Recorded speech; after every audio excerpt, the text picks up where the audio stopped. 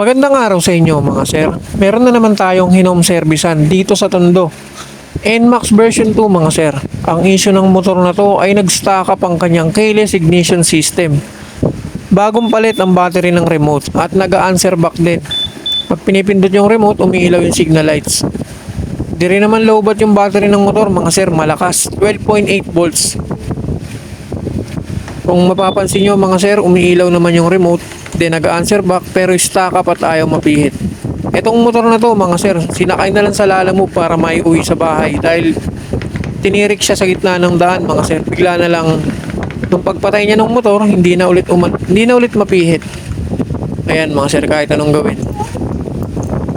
O kahit pa ulit-ulit yung pinutin mga sir, walang nangyayari, stock up at matigas pihitin. Wala talaga mga sir. So yan, check na natin kung ano ang nangyari. Let's go.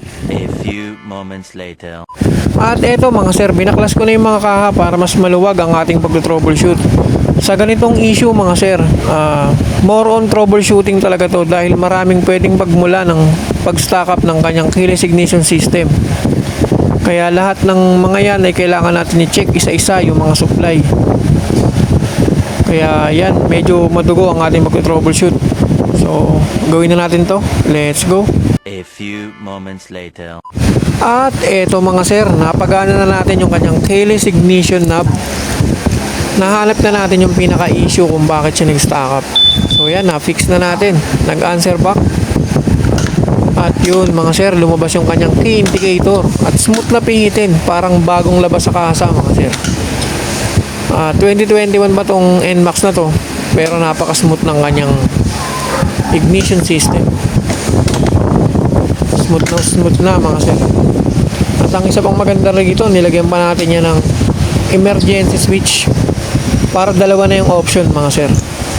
Pwede rin dyan magbukas. Pinindot dyan,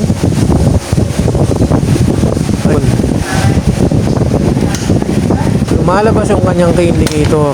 So pwede rin siya mapihit dyan. Pero pagka naka-off yan sa remote mga sir, kahit anong pindot yan, hindi yan mapihit. So safe na safe pa rin mga sir. Option lang yan para kung sakaling hindi gumana yung ano nyo, ignition, pwede dyan sa switch. So hindi na kayo maaabala mga sir dahil dalawa na yung option. Pero dyan mga sir, solid na solid ang magkakagawa niyan. Kaya malabong bumita ulit. Ayan, no? Smooth na smooth. Option lang yun mga sir, yung isang switch na ginawa natin para talagang wala nang pangamba si customer. Okay na to. Sa mga gusto magpagawa mga sir, PM lang kayo sa page.